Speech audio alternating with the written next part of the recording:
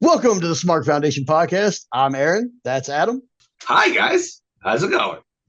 And we are here with your weekly WWE and AEW reviews, as well as our Call It in the Ring segment at the end. I'd like to remind you all that you can find us on Linktree at Smark Foundation Podcast and pretty much everywhere else at Smark Foundation Podcast. We are on all podcasting platforms except for Apple, but we are still, as always, Safari friendly and background listening friendly there on Safari. Other than that, it's been a great week of wrestling. Adam, what do you think about Yeah, that? I'd just like to add to that make sure to find us on Twitter. We would love to engage with our listeners a little bit more. We'd love to hear your thoughts on the content. We'd like to hear your thoughts on maybe giving us some ideas for what you would like to hear from us in our Calling It in the Ring segment. I'm always open to ideas. Aaron's always open to ideas. We want to give you what you're looking for, what you are missing. The whole point of this podcast is to give the internet wrestling sphere what it's missing, a desperately needed dose of positivity. But there are also things that we don't even know is missing, most likely. So what do you want to hear from us? We would love to hear that from you. Please engage with us. We're terminally online. We're of that generation that is terminally online, and mostly just for wrestling stuff anyway. So check out our link tree. Both of our Twitter accounts are on there. The official Twitter account for this podcast is also on there, so you can talk to us both. You can talk to us individually. Our DMs are open if you'd rather do it that way than in public. Please engage with us. It was great last week, getting my friends to give me all those 82 names for it was incredible getting help and getting input from outside this not even a circle. It's two people. It's a straight line. That's all it is. So we would love to hear your feedback, positive, negative, anything. We do not cry easily when it comes to criticism, as long as it's good faith and it's not just mean for the sake of it. Constructive criticism. We're starting out. We're steadily improving things. Eventually, we'll be getting better equipment. We're going to be adding some music soon. It will be great. My brother Garrett is on top of that. He's a wonderful musician who I've co-opted into our little scheme here. You'll be able to hear his music probably next week, I would think, depending on how much time he has. We're doing some stuff on YouTube, playing with some graphics and stuff like that. Little bit by little bit, we're getting to the level that we know that you want and we know that you expect from those prime time podcasts. Stay with us. Help us get there. Speaking of our social medias, I want to thank all the fellow wrestling podcasts who have followed us this week. We are actually, I think, the vast majority of our current social media followers, especially for our Twitter, are other podcasts. So if you're from another wrestling podcast, I think I know where that comes from too. My Twitter account. Follow, if you guys are in the market for listening for other podcasts as well, follow Good Pods on Twitter.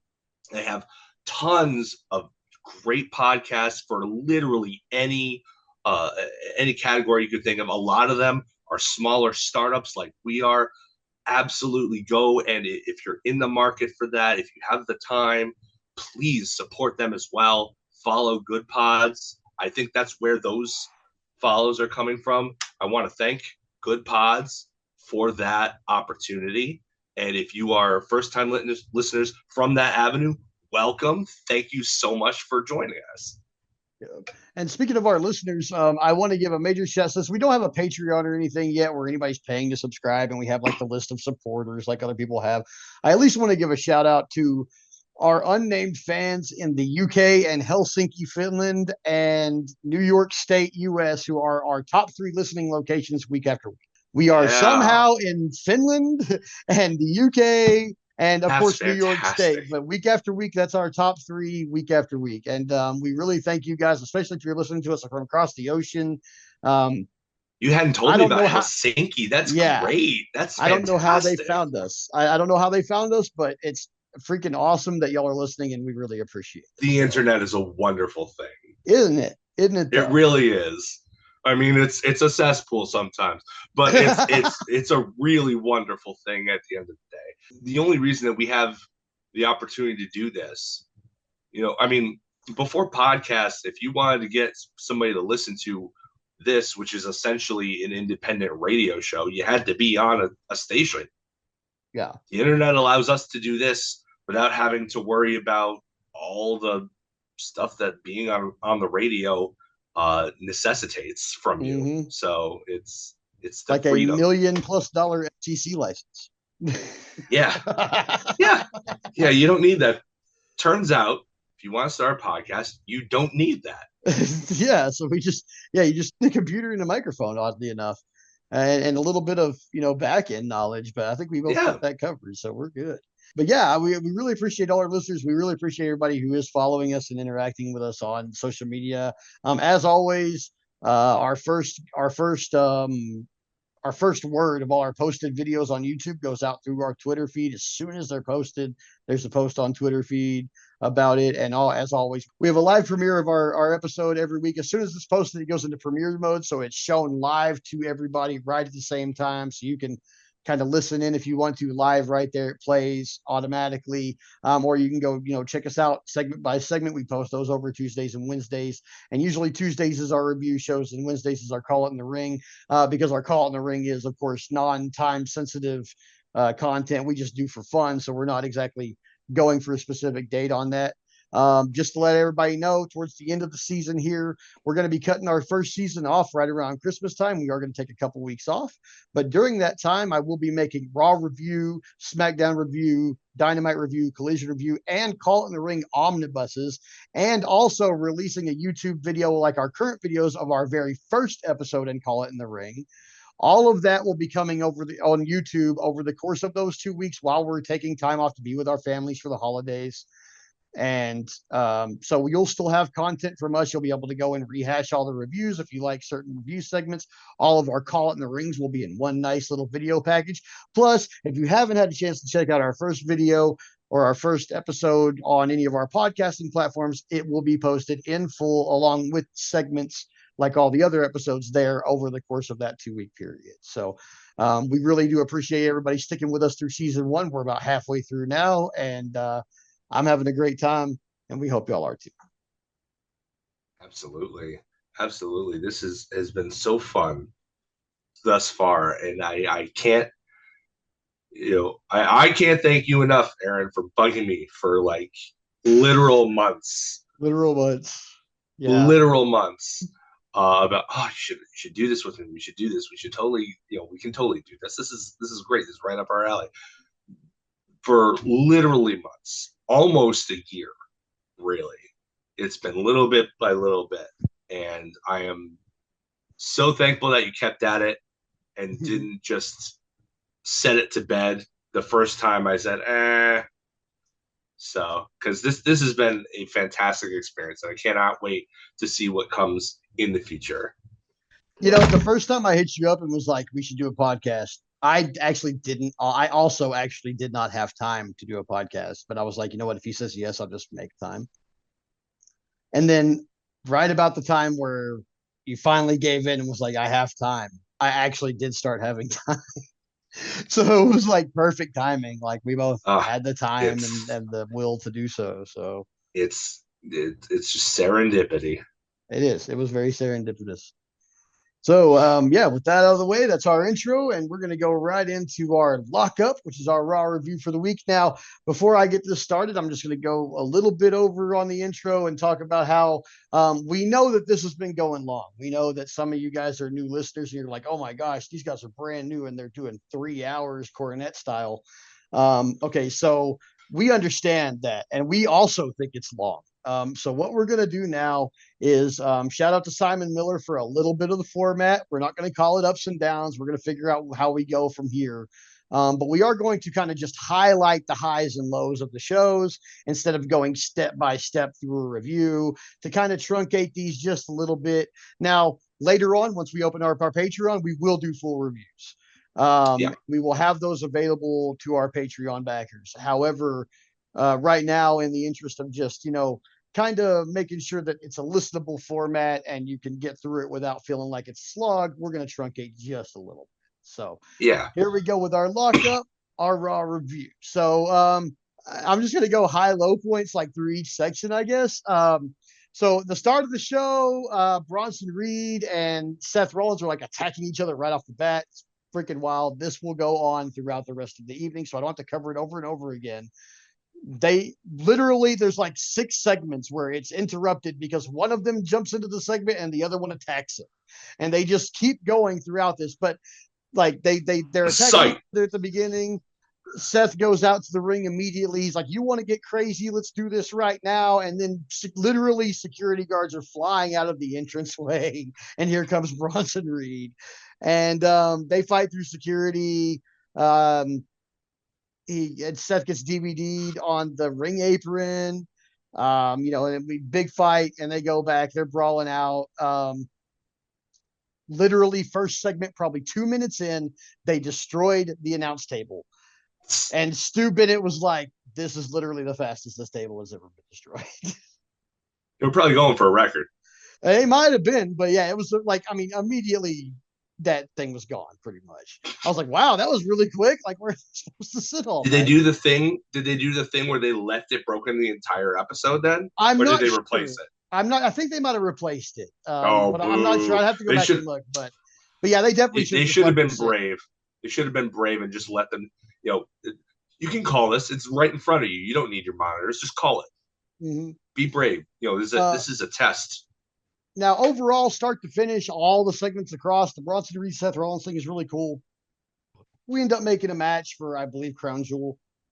Our redacted event that we're not covered too much. It's really hard not to mention it with all this stuff going on because pretty much everything on the show is pushing to that. Well, yeah.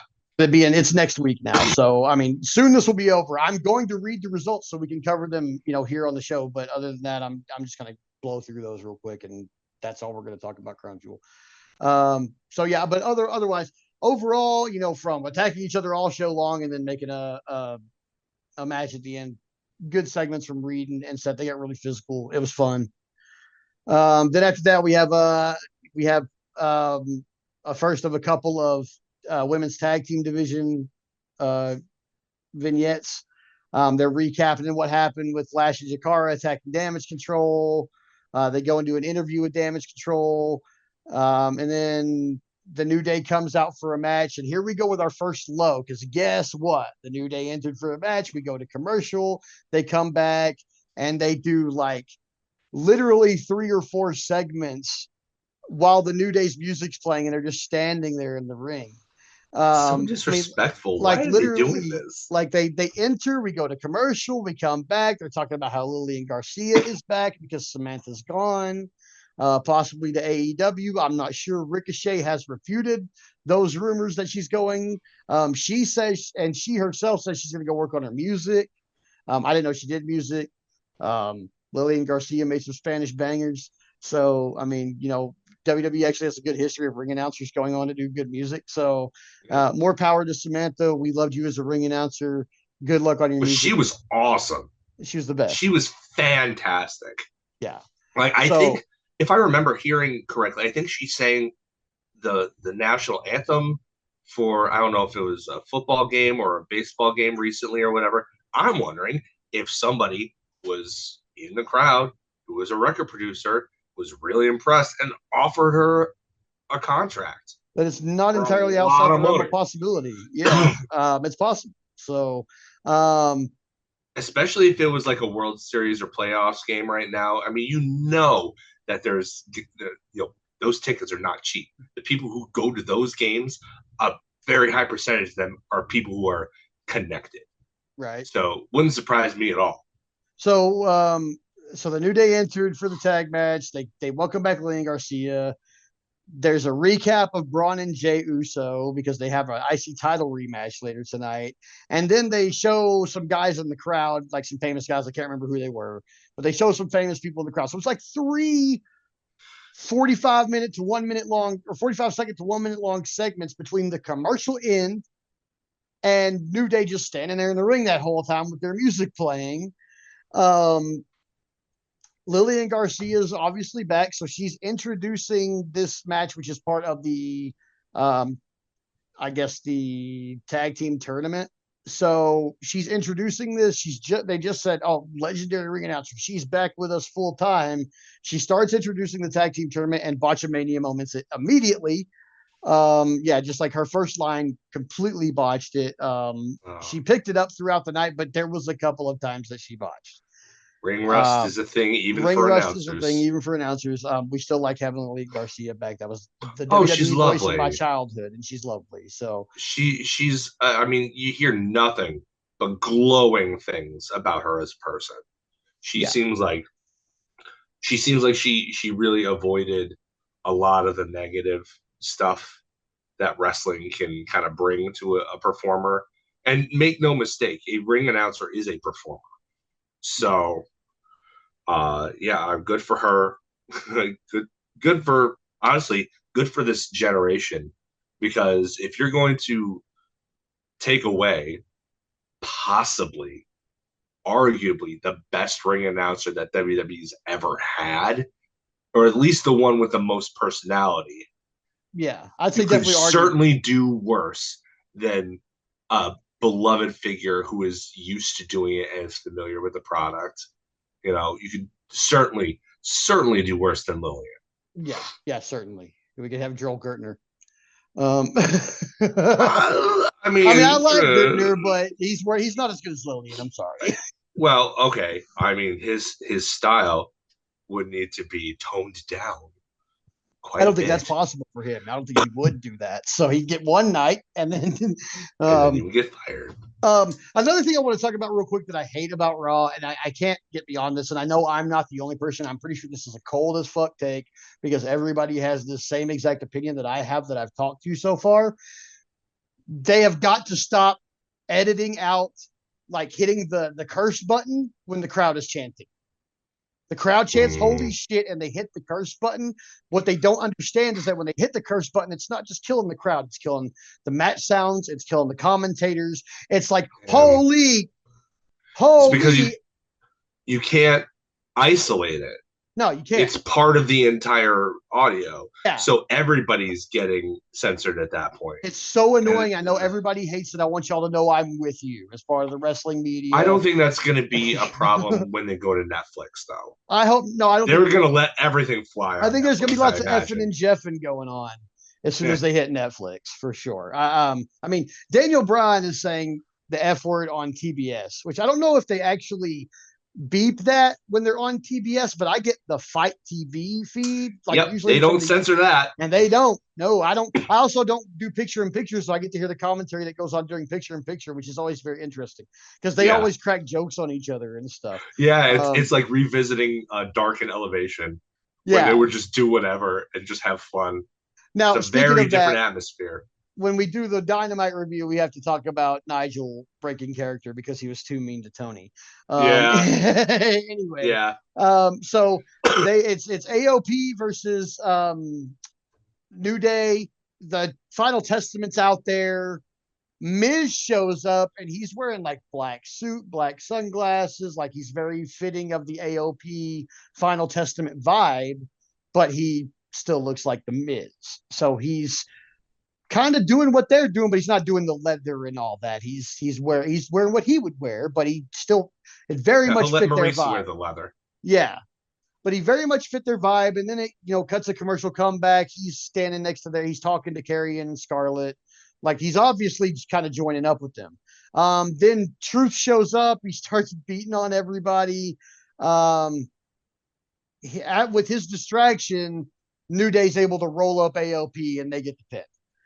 Then Truth gets beat up afterwards, and Kofi wants to help him, but Xavier basically drags him to the back and doesn't let him help. So I thought this Xavier Woods being a dickhead thing might be over, but it's not. However, what I want to say is get on with it the fuck already. It's y'all have literally it's been stagnating at this will he won't he point where it could have been any time now, and it's been weeks. It's too much. Like I like the story. I want to see the turn. I always like seeing longtime tag teams fight each other because they know each other so well. It's always usually a really good match, Usos aside. But I just with those two guys, I know it'll be a great match, but I just the storyline is getting to be too much. There's a lot of other stuff going on. Please pull the trigger on this so we can kind of clear a little space and have some breathing room. I read some interesting speculation saying that maybe they're holding out until the anniversary of the 10-year anniversary of the New Day, and that's when Big E will come back and Uh-huh. mend fences and put them back together, or they go the other way with it and Xavier cements his heel turn by attacking Big E. Mm-hmm. So I think if you feel like it's being stretched out, I'm wondering if that's what they're waiting for, is for Maybe that moment.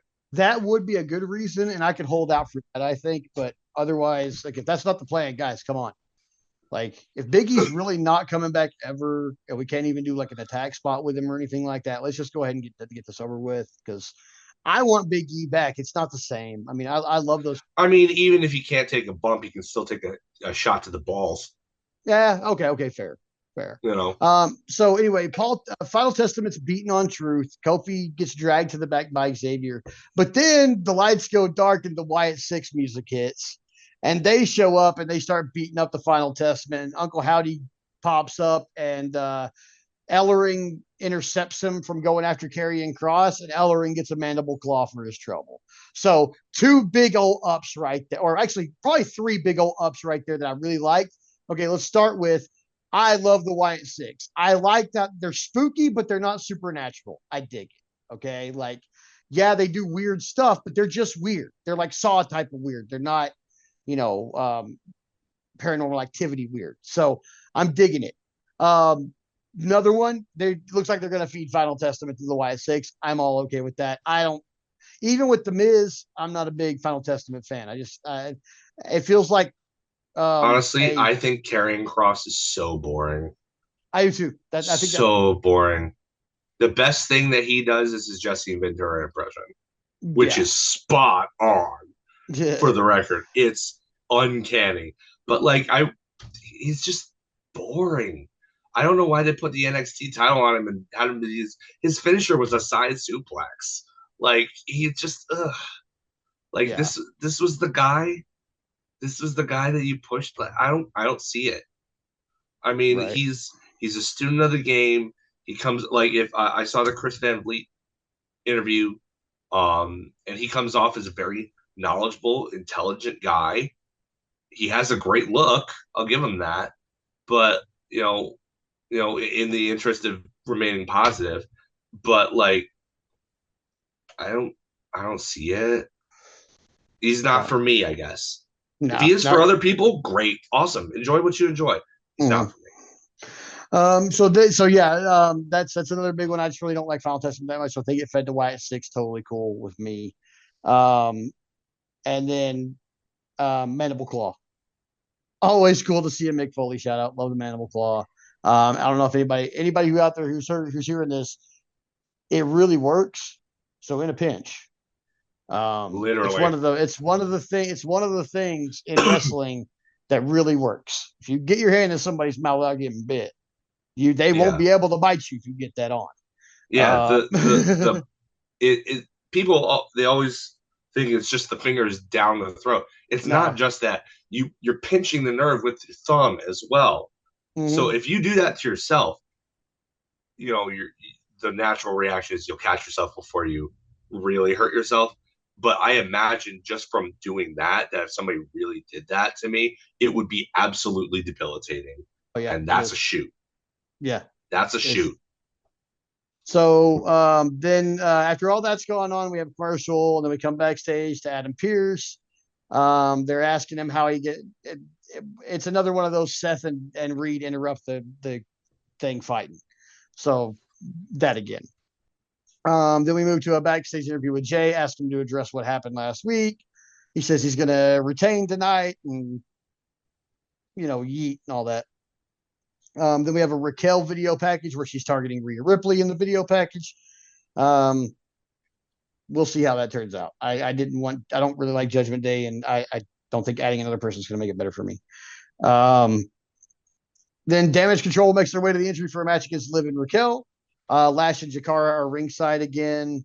They interfere and the match is thrown out this time instead of it, causing somebody to win.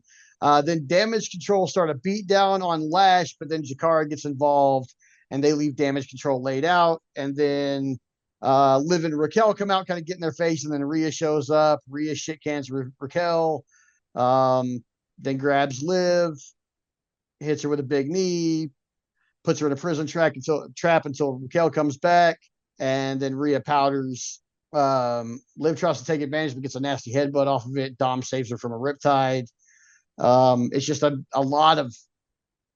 It was almost a match, but it wasn't a match. I mean, there was a match, but then it wasn't a match, and then the ending stuff was almost a match all in itself too.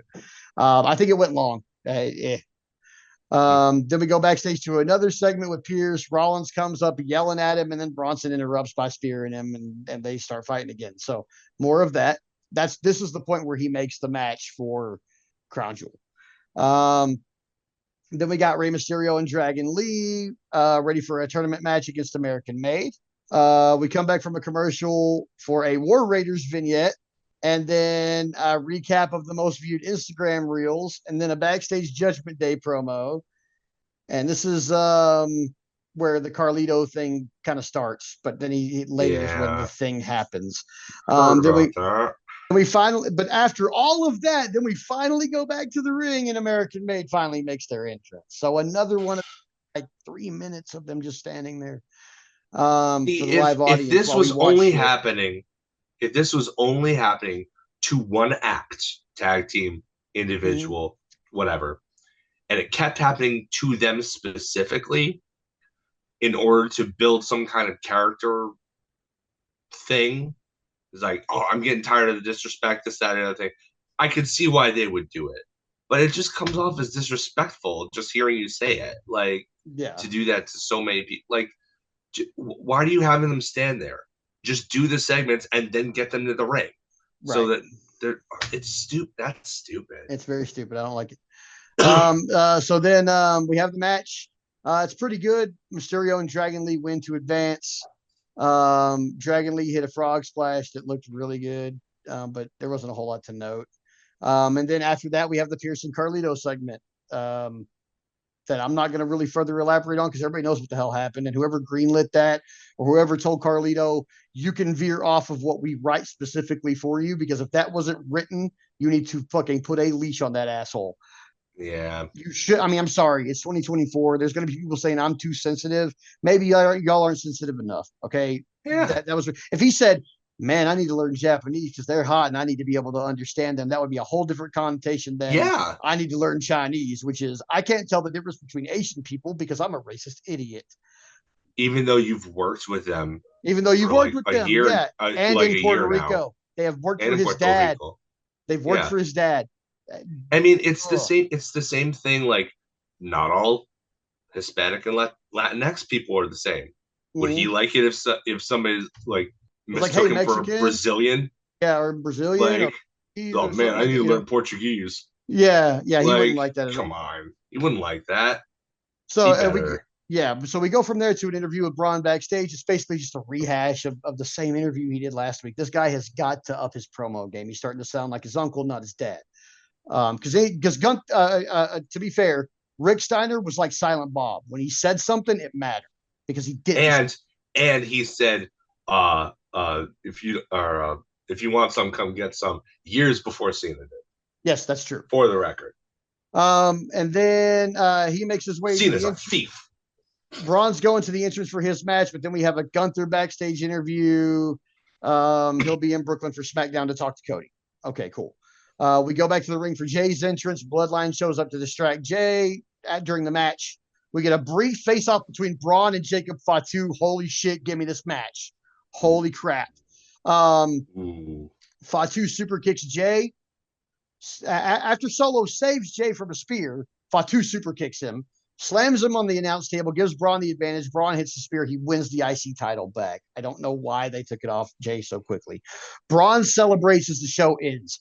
This is a down for me. Why did you give Jey Uso a title that's been held for 667 days previous to his reign and then just give it back to the other guy 2 weeks later? It was dumb. I didn't like that at all. But Raw overall, very good. Please work on y'all's formatting. Please do entrances after segments, after the commercial. I don't know what else I can say about that. I cannot say over, like, I'm trying, in the interest of trying to remain positive, I cannot keep saying how much this specific formatting issue where you have the guys in front of the live crowd standing there for minutes at a time while you do other shit is disrespectful to your crowd, disrespectful to the wrestlers you're making stand there, especially when one of them is a Hall of Famer named Rey fucking Mysterio. You like it's not only almost that, but you're also, by forcing them to be there doing nothing in the ring, you're endangering them because they're getting cold. Yeah. Like they're already stretched out. They're not doing their stretches in the ring. They're not doing their workouts in the ring. They're already ready to go. They're already loose and limber. And now you're cooling them off for no reason. You are just inviting more injuries. Yeah. So yeah, I just don't like this formatting. I don't like the way they're doing it. I really wish they'd fix it. Other than that, though, Raw gets a pretty good up. The course of the show, while it was all kind of jumbled and very fast paced, because they're really trying to build. They're really trying to give everything time to build to this crown jewel thing. It was really good. So yeah, overall, Raw was a positive. It's just the formatting that I really don't like. And the Carlito thing, which I'm not going to further expound on because my gosh. But yeah, other than Yeah, that, if you don't know what's wrong with that, I don't know what else to tell you. No, I don't. But that was our Raw review for the week, and I think we're gonna get into. All right, now it is time for the shine, baby. Dynamite this week was very story heavy, much less wrestling heavy than Collision was, as you'll see. I'm gonna just try and I'm not even gonna recap the whole show. I'm just gonna tell you what I liked and what I thought could use some improvement.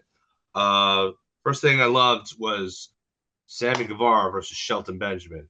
Shelton Benjamin has had now 2 straight bangers. First with Lio Rush, where he got to do the thing that he doesn't normally do, where he's just throwing a little guy around. That was awesome. Sammy Guevara is a smaller guy, but not Lio Rush small, and he threw him around too. He dominated early, but the story was, he was bigger and stronger and just as athletic as Sammy, but Sammy was a little bit faster, a lot younger, and was much more willing to take those big risks. So anytime for like the good 3/4 of the match, anytime he was able to get some high flying, high risk offense on, it usually paid off and swung the pendulum of momentum back in Sammy's way. Shelton, by the way, was mean in this match. He just kind of just I wasn't there for the Hurt Business as it was playing out because I wasn't watching WWE. So I don't know if this was how he acted then. So feel free to correct me. But I don't think I've ever seen this kind of mean streak from Shelton Benjamin before. He was just a bully. He just threw Sammy around, hit him a bunch of times where it looked kind of on the snug side, a little bit. There was one point, though, it's probably the point that everybody's going to remember this. Everybody's been talking about it. And I loved it. I love it when they call back to famous moments in their own history. And Sammy Guevara is known for doing this, too. When he turned on Chris Jericho in the match they had last year, he was wearing trunks as an homage to Chris Jericho's trunks from the match that he had with Shawn Michaels at WrestleMania, after which he booted Michaels in the testicles, to foreshadow Sammy doing the same after he lost to Jericho. So Sammy's known for doing this kind of stuff. He goes up to springboard, right into a Shelton Benjamin super kick to mirror the famous Sweet Chin music to Shelton Benjamin off the springboard in the Gold Rush tournament of 2004. It was awesome. I loved it. I know some people were arguing that should have been the finish, but Shelton Benjamin never finished anybody with a super kick. Why? Even as impressive as that was, that shouldn't have been the finish. You beat him up a little bit more, and eventually won with the Exploder Power Slam, whatever they're going to give that name. They got to give it a name. Yeah. But I mean, I know it's really returning to form because that was his very first finisher in WWE. And then he went to that leaping flatliner that like everybody has. But yeah, like it was a great match, and I would definitely tell you anybody to go seek it out because this version of Shelton Benjamin has only had 2 matches, and he's already my favorite version of Shelton Benjamin, which is insane when you think of the kind of highlights he's given us in Money in the Bank ladder matches and great tag team matches he's had with Charlie Haas, and just the Gold Rush tournament moment and stuff like that. Shelton's mama was great too. This is already my favorite version of him in 2 matches, and I can't wait to see him face Swerve next week. I'm super excited for that. Another thing that I liked from this show, earlier, Adam Cole had gotten into the ring, and he was joined by the Undisputed Kingdom, so they're tying that thread there, that was kind of left hanging, and so they're tying it in there. They are still associated. I don't know if this is a temporary face turn for the Undisputed Kingdom or not, but there's doing this like friendly rivalry now, essentially. Like, we're gonna help. We're all on board with you trying to get back at MJF, but respectfully, I want first crack at him, says Roddy. So MJF gets on the big screen and he's like, okay, well, how about this? Whoever of you gets to 3 wins first gets me at Full Gear. Blah blah blah. But that's not even the part that I like. The part that I like was that later on, Renee is backstage interviewing Adam Cole about that right after the House of Black's squash match, where at the end of that, Buddy Matthews wanted to be Adam Cole's first opponent.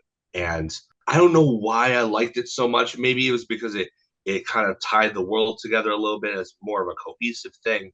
But Adam Cole goes from being asked by Renee about that moment to saying, well, why don't I just go ask him himself?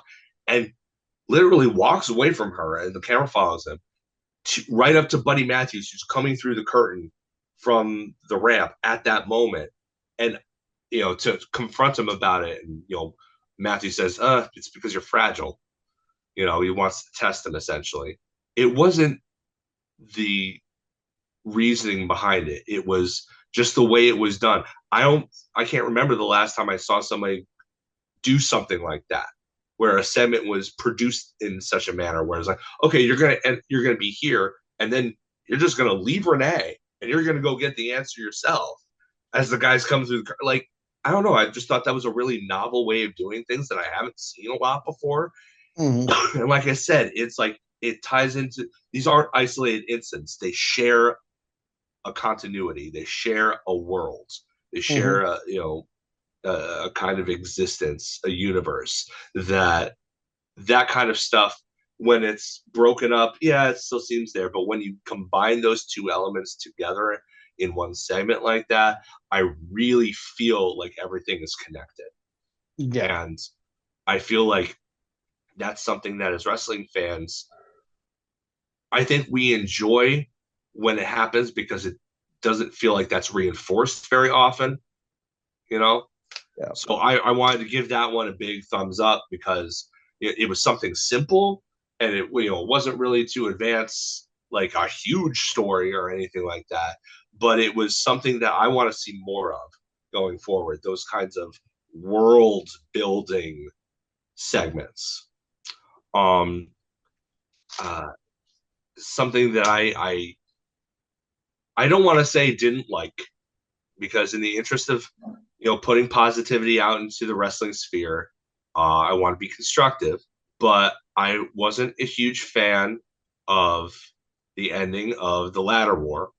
First of all, it shouldn't have been in the middle of the show. It should have been the main event, or at the very least, opening the show. I know why they didn't have it closed because of the big angle at the end, but if you're going to do that, have this open the show, man. The match itself was fun. You know, it was a lot of there's a lot of cool stuff. You know, I mean, Jericho, say what you want about him, but like he's still willing to take the bumps. He's still willing to put his body through hell in order to sell a program or a match. That said, Jericho winning, I wasn't a fan of that. Mm-mm. And not even so much for the storyline reason, although there is that too. It was because Kyle O'Reilly came out with Mark Briscoe to begin the match, and then you just be like, okay, yeah, I'm gonna head out on the stage with you, and then you do your thing. But there was all this interference, and Kyle O'Reilly didn't try to prevent Big Bill at the end. We already established that you're willing to go out there on the stage with him. Why weren't you hanging around? Right. Like Rocky Romero came out to get rid of Brian Keith. Why didn't Kyle O'Reilly, who was already there and who would then show up after the bell, like with Tomohiro Ishii, who I'm always glad to see, even if he just kind of stood there and did nothing. You know, he's a big, angry, sentient bowling ball. What's not to love about Tomohiro Ishii? Like he's fantastic. But like what? Where was Kyle O'Reilly? Yeah. He should have been there to neutralize, or at least to attempt and then fail to neutralize Big Bill. But he was nowhere. Like to me, it was more than the result itself. It was the lacking of the psychology that put me off from it. Mm-hmm. You want to make Jericho the Nueve? I mean, you're paying him so much money, you might as well do something with him, I guess. Maybe for all we know, maybe Tony Khan is really still trying to push somebody carrying Ring of Honor, and they want that name recognition. That's what they Mm-hmm. did a couple years ago when they first bought ROH. That's why they put the title on Jericho to begin with. Mm-hmm. Maybe something's coming back around. If that's the case, I understand it. I'm not like a huge fan of it. I feel like Jericho needs to step away and come back, give us some time to miss him. Mm-hmm. Um, but like for me, this didn't hit. Like the match was ruined by not ruined, but like it was marred, I guess, by lacking of psychology. It really honestly would have benefited simply by having Kyle come in and just fail. Yeah. You know, like I think that would have improved it because then at least it would have been trying. Like you need OC back out there for the thing that I'm going to be talking about next. So okay, that's fine. But Rocky came down. That um there's no reason that Kyle shouldn't have when he already appeared. Like it Mm-hmm. didn't make any sense to me. Yeah, if they're in a faction, they should definitely all be involved. Like, I mean, if there's somebody interfering against your faction mate, like everybody in the faction should kind Yeah. of get involved. Like, Yeah. why are you a faction Like if you're not? You well, know what I like I mean? said, and this will feed into the other thing that I did like about the show that I'll talk about. um I understand why Orange Cassidy was still out there because Mm-hmm. they had this much like Raw had its big through line thing uh with Seth Rollins and but with Seth Rollins and Bronson Reed, there was a through line and collision as well, where after all the attacks and stuff last week from the BCC, this time not all of the roster, not as much of the roster that should have been out there, but you know, a lot of the roster was out there in the parking lot waiting for the BCC to show up to work because apparently nobody can show up to work on time. And you know, they were waiting. Let me. I wrote down some of the stuff that was in their hands. Like where was it? It was in one of these things. But I swear, some of the weapons they had were crazy. Somebody had nunchucks. Somebody had a light tube. Somebody had a garden hoe. Like they grabbed like literally they were like grabbing literally anything at their disposal, and they were going to beat the crap out of the BCC when they showed up. And this was highlighted several times throughout the show. And Chuck Taylor had talked to Orange Cassidy about him stepping up and being the leader that they needed. Chuck Taylor obviously retired from main ring competition. He's now a backstage producer. They were very open about that.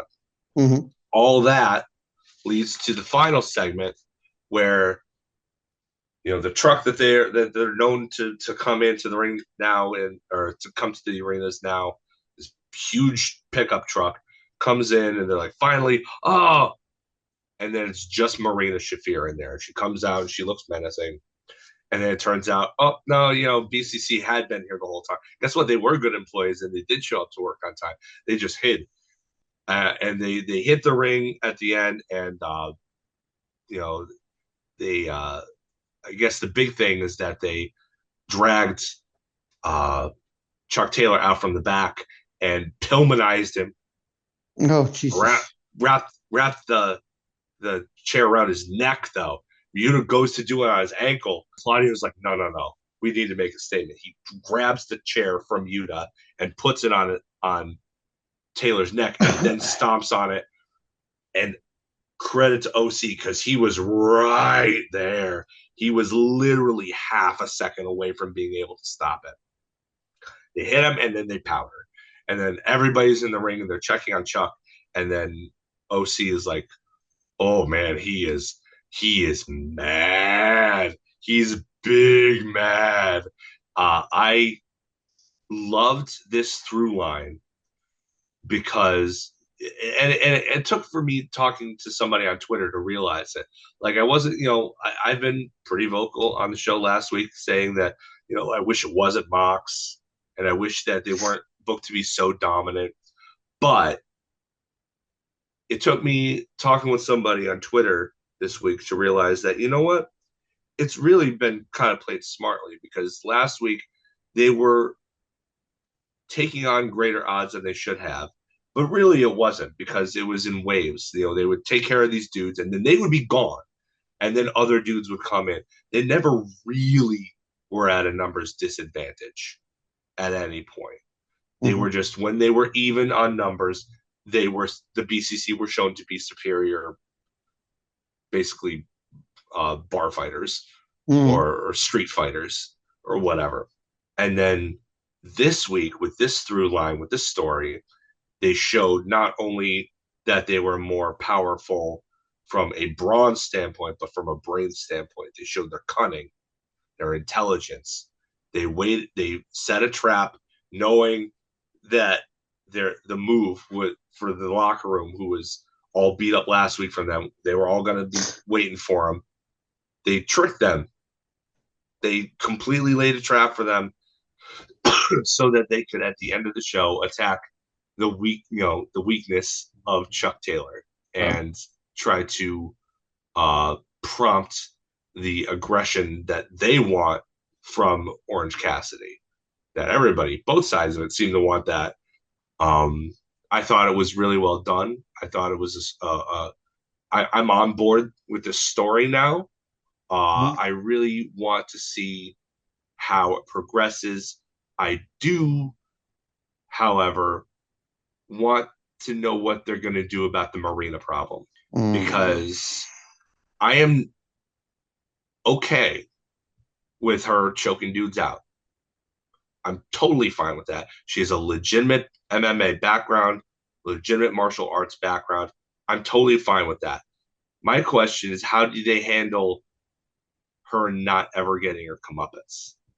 Are they going to have some woman join this side of the AEW defenders in order to do that? Because I can tell you right now, to a general audience, a man giving Marina what she deserves in retaliation for carnage that she has wrought upon things, it's not going to go over well with a general audience. I would be fine with it because it's fake. I know it's false. I know that they're consenting adults who have agreed upon a predetermined staging of a performance. I don't know how a wider audience would take even somebody in self-defense, hitting Marina if it wasn't a Yeah. woman. And that's going to be a problem down the line because people are going to get tired of her getting and never take or giving and never taking. Yeah. Eventually, somebody needs to be able to match up with her. So I don't know if it's Willow after she's done with whatever she's doing, uh, but or Right now, taking somebody. time It's off because she was concussed. yeah, So she's got a um, concussion. So get well soon, Willow, but take your time. yeah. I mean, I would, yes, obviously, Willow's a joy, and I love her to death. She's exactly what when she proves that there is still room for the white meat babyface character in Mm-hmm. wrestling. We aren't so jaded that we will just not accept that at all. Yeah.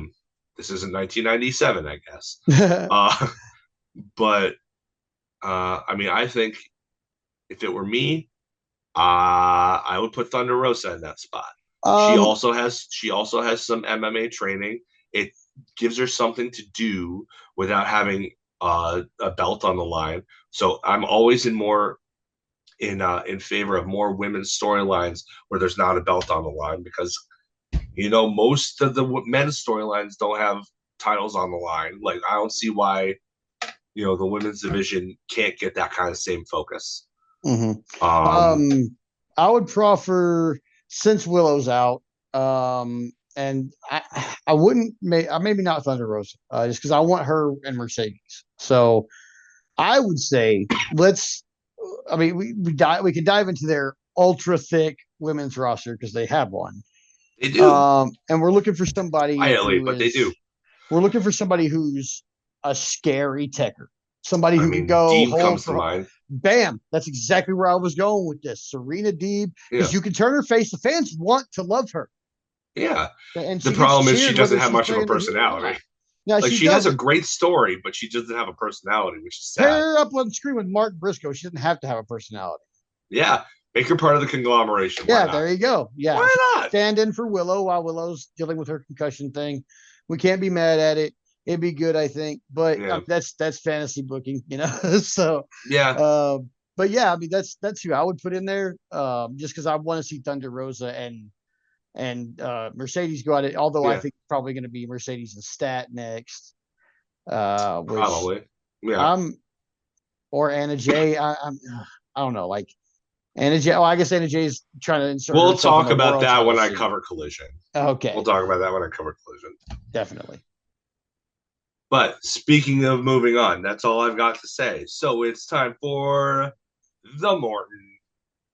Our Morton spot, our SmackDown review this week. Yeah, so I'll just go my likes and dislikes on this one. Um, Randy Orton's really trying to get a match with Owens, so much so that he's like on his way to the ring as soon as we open the show. He stops at the gorilla table and says something to Triple H. We don't know what he's saying. Like it doesn't, there's no mic or whatever. So we don't know what he's saying to Triple H. And then he goes to the ring and he's like, you know what? Since last week Nick Aldis said I'm uh it was above his pay grade that I couldn't have this match. I want to talk to the guy above his pay grade. So Triple H, get out here.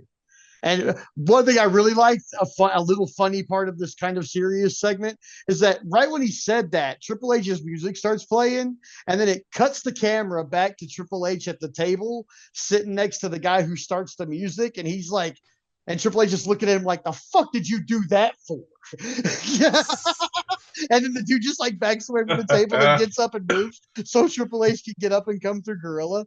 So that was pretty I, funny. I like those little bits of humor there. Like it's like, what are you doing? Like it's Right, like right, I didn't tell you to do that. Why? Well, that's what we normally do. That anytime anybody gets called out, that's what, yeah. And who tells right, you to? right. So that was kind of funny. I enjoy funny in wrestling. I like my goofy stuff. Triple H is a really good like what the fuck face, so that made it Yeah, better. he's a great Um, straight man when he's actually paired with something funny and someone funny. so he worked that one good. So anyway, um, that was a big like for me. Interesting note, kind of goes with what we were talking about the other day about producers and stuff and like the kayfabe thing. The bottom third, when Triple H makes his entrance, now says Paul Triple H Levesque. Ooh, Yeah, wow. so He the went bottom full Ron third Simmons, huh? on the television, the bottom third says his Yeah, actual damn. name. During the promo, though, Randy Orton used that to his advantage, kind of. He's like, I'm not here to talk to Paul. I want to talk to Triple H. Like, if you're the guy who knocked my, yeah, I love callbacks just like you. So here's something else I love. During the promo, he's like, Triple H is the guy I want to talk to because Triple H is the guy who showed up at my house and beat my front door down with a sledgehammer and drug me out and whooped my ass on my own front lawn. So I'm here to ask Triple H what he would do in this situation. I'm not here to talk to Paul. That was in the lead up to WrestleMania 25. Yes, it was. But Yes. fantastic callback. I loved that. I was like, hell yeah! I remember it was in the lead up to the WrestleMania we attended, so I was into it. I thought it was cool. Yeah. Um, I love callbacks. There was a couple on this show, so that it'll get a couple of callbacks will get a like out of me today. Dislike again. Multiple things are going to be packaged in one unfortunate segment for me, or a pair of Mhm. unfortunate segments for me, but they're both the same thing. So they played a video package for Andrade and Carmelo. They have had 6 matches. They are 3-3. They are both chasing a shot at the U.S. champion, LA Knight. Yeah. Um, Yeah. Somebody I like, but actually after all of this, kind of like less. And it's not. I don't know if it's him or if it's the booking. Well, I'll explain. Um, so they're having a game 7 match because of course it's the 7th match between the two of them over the last few weeks. And the World And, Series is on. Yeah. yeah, and all that. So it's a game 7 match. LA Knight is the special guest referee.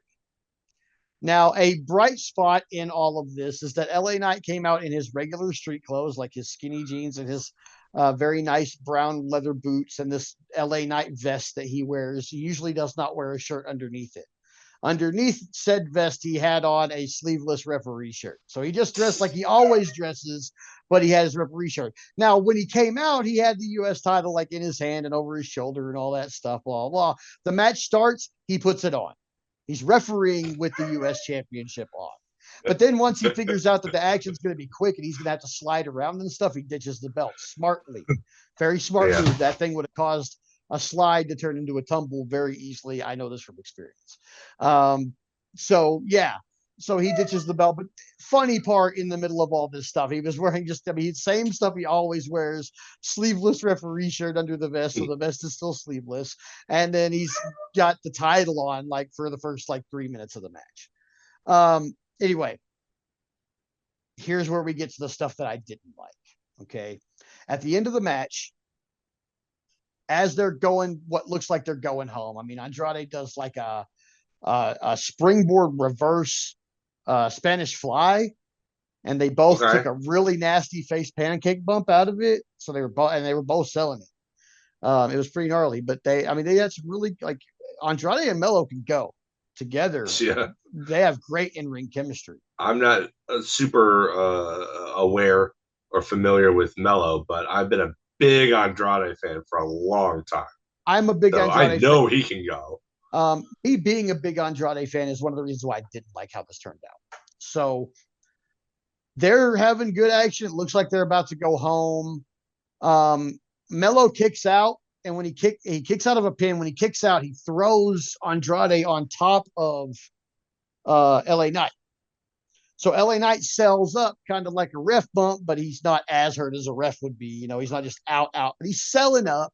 And as he's selling up into the corner, he's not looking at what's going on behind him with the match. Mello rolls up on Andrade. The crowd counts a full 3, and Mello lets go and goes over and starts berating him. And then like Andrade goes to hit Mello, and Mello moves, and it looks like he's gonna hit LA Knight, but he pulls up short. But then Mello goes to super kick Andrade, and Andrade does move, and he super kicks LA Knight, and LA Knight powders out again. So then we get another sequence of moves, and Mello finishes it out with his finisher, and he goes for the pin.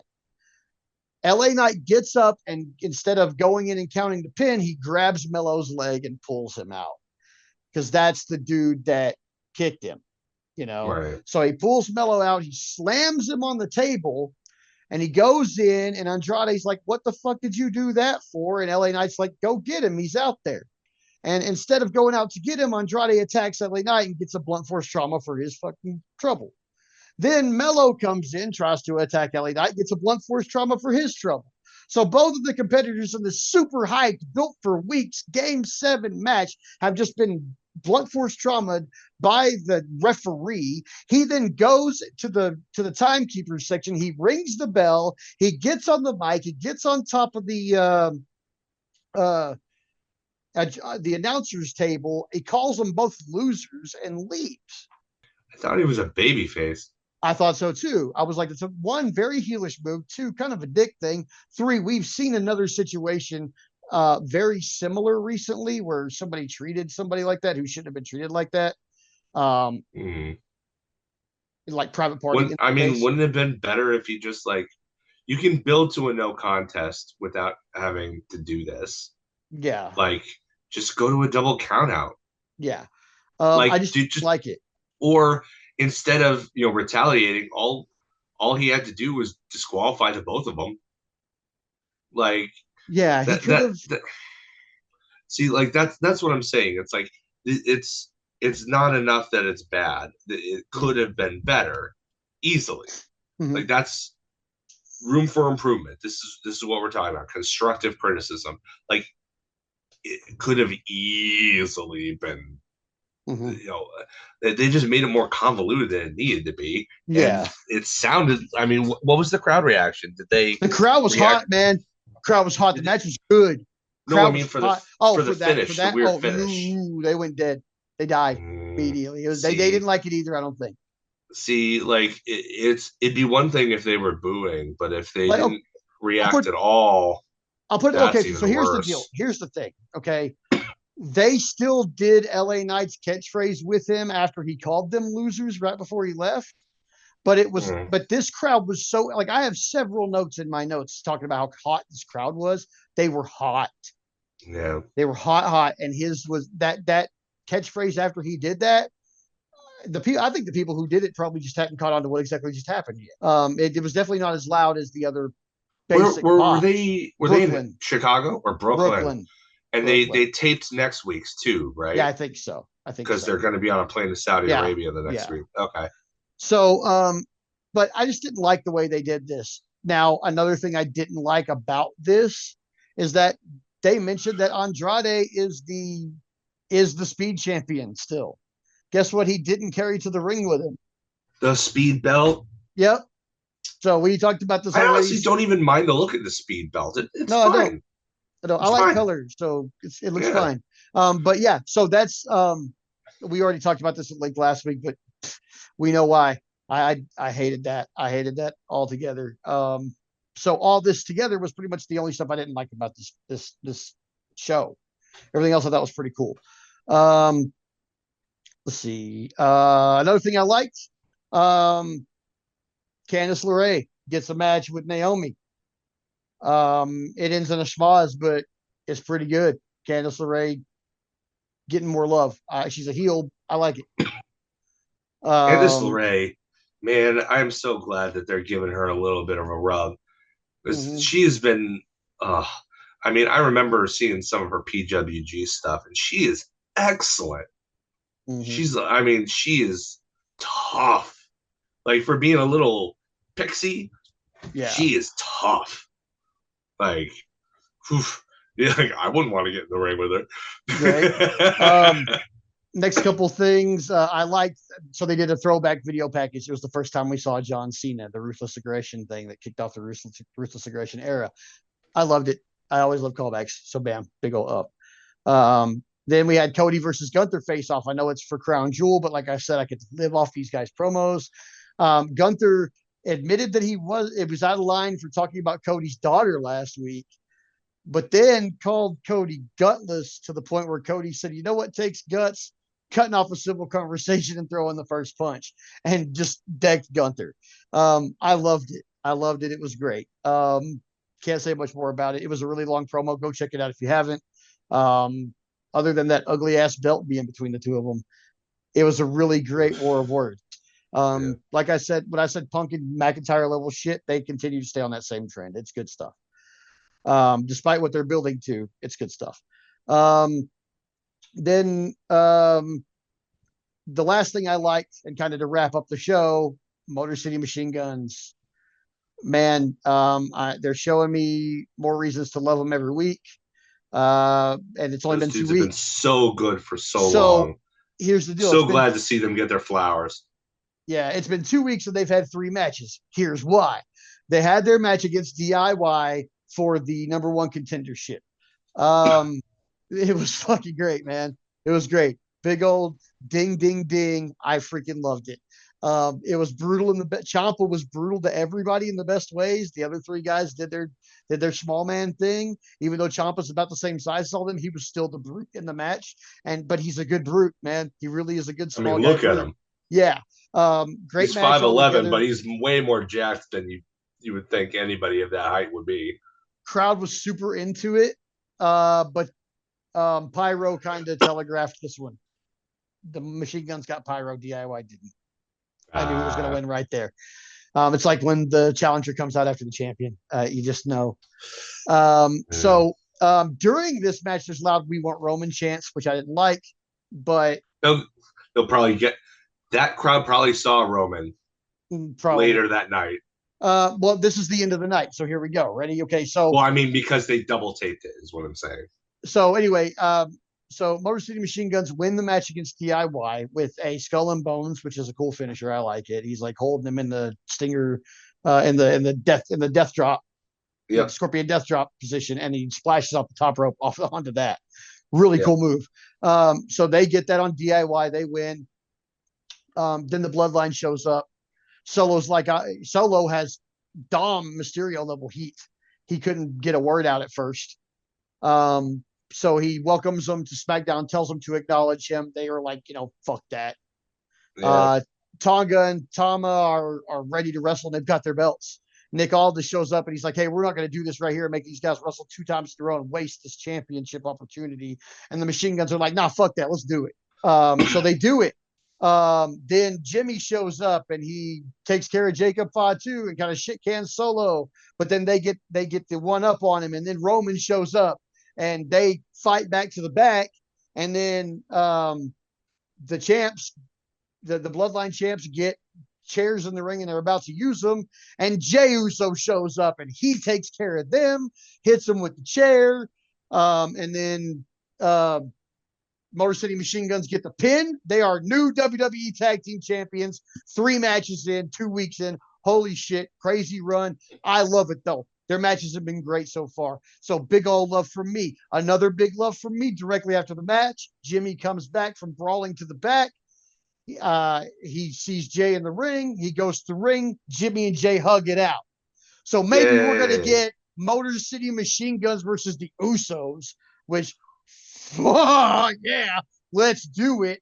I loved it. But yeah, that's basically it for the SmackDown review this week. I really dug SmackDown this week. They didn't do that formatting thing that Raw kind of stole from them. They didn't do it at all. Yeah. So whoever's producing SmackDown, you're on the right track. Please go knock on the Raw producer's door and tell them to unfuck it. And thanks for listening to our podcast. And thanks for listening to our podcast if you're here. Yeah, we'd love to have jobs. We know you're hiring a writer. Yeah. Anyway, so yeah, that was our SmackDown review for the week, and that makes it time for the hot tag. Attack, baby. All right. Collision 1026. All right. This was a much more heavy, wrestling heavy show. Collision usually is. It doesn't have quite as many matches as last week. I think last week had like 8 matches. But this one had, I think, 6. That being said, there was some good stuff on here. Not as much bad stuff, honestly. Like most of the stuff I would improve is minor. But I thought the standout things that were good, the Outrunners versus MXM collection was a fun little tag match. It wasn't. It goes to show that people talk about work rate, especially in this day and age when everybody's an insane athlete doing all these cool flips and stuff like that, which are awesome. Don't get me wrong. I love that style of wrestling as much as I love any other style of wrestling. Case in point, this style of wrestling. It was simple, but it was far more character driven than it was move driven. It wasn't so much an athletic contest as so much as let's put on a show for the people and give them a babyface team and a heel team. Both are goofy. You can get into both their stuff. It These two teams were made for each other. I feel honestly, I know you're not like a big MXM guy, but I'm a big MXM guy, and I'm a big Outrunners guy, and this gave me all the feels, all the warm, fuzzy, comforting. Oh, this is what wrestling can be kind of feels. Nothing was technically brilliant or anything, but just lots of fun character stuff. The Outrunners win with the total recall. They gave the match some good time too. I think it probably was sat around 13, 14, 15 minutes, something like that. Getting your reps in. You're only going to get better the longer you're in there. So Yeah. I thought that was great. Oh man, Ricochet versus Lio Rush. Holy cow. Did this match deliver, and not in the way that I thought it was going to either? A complete surprise to me. Earlier in the show, they had a backstage interview kind of segment where Lio kind of confronts Ricochet. Both of them had been approached by the Hurt Syndicate about being recruited. Ricochet said that he had no interest. Lio did not deny having interest, nor did he confirm having interest, which I think is important. But he had an enormous chip on his shoulder, probably because he took that absolute drubbing from Shelton Benjamin the week before. Um, but yeah, Lio starts this match, and he is like with purpose, and he is mean, and he is getting it to the point where you almost forget that he's like 5'4". Like Ricochet isn't a tall dude either. He's only about 5'10" or so. But but he was clearly the bigger guy in the match. But you wouldn't know that by the way that Lio Rush wrestled. It was such a pleasant surprise because I knew the match was going to be great. It can't help but be great with these two. But with Lio Rush's the story that he had coming into it, informing how he wrestled the match, with Ricochet being this new Ricochet who's down and dirty and gritty and unchained, unfettered, can do whatever he wants. He has a lot more personality now too. Being in the unique position of being the bigger guy in the match, it's not something that he normally is.